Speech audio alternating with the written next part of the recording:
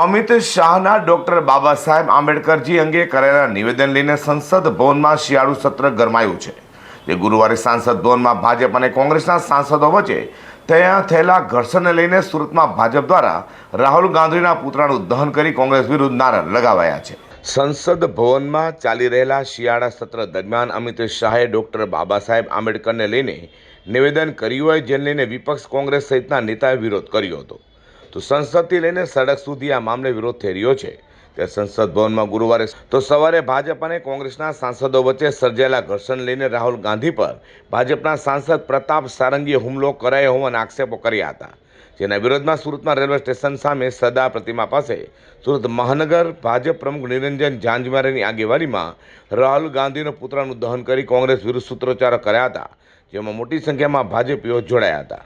ભારતની સંસદીય ઇતિહાસમાં સૌથી કલંકિત અને કાળો દિવસ સાબિત થયો છે। સંસદ પરિસરમાં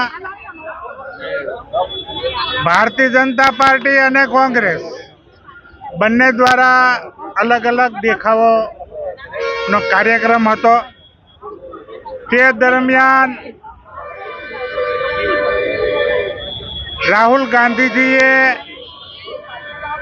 ધક્કામુક્કી કરી અને ભાજપના વરિષ્ઠ સાંસદ અને ઉંમરમાં પણ વરિષ્ઠ પૂર્વ કેન્દ્રીય મંત્રી શ્રી પ્રતાપ સારંગીજી અને બીજા એક સાંસદ મુકેશજી રાજપૂત અને એક મહિલા સાંસદને પણ ધક્કામુક્કી કરી અને રીતસરની ગુંડાગીરી ઉપર ઉતરી અને એમને પછાડી દીધા।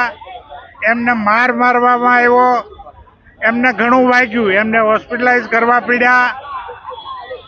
આની આગળની કાર્યવાહી પણ ભારતીય જનતા પાર્ટી દ્વારા કરવામાં આવશે। જ્યારે સમગ્ર દેશની અંદર ભારતીય જનતા પાર્ટીના કાર્યકરો ખૂબ આક્રોશ સાથે આ ઘટેલી ઘટનાને અમે વખોડી કાઢીએ છીએ। સંસદમાં ચાલી રહેલા શિયાળુ સત્ર દરમિયાન અનેક મુદ્દાઓ પર વિપક્ષ દ્વારા શાસકોને ઘેરાઈ રહ્યા છે।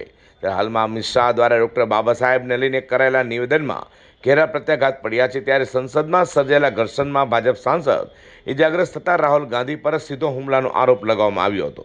જોકે રાહુલ ગાંધીએ આરોપોને વખોડી કાઢી સંસદના સીસીટીવીમાં બધું કેદ છે તેમ કહ્યું હતું। Bureau report G10 news.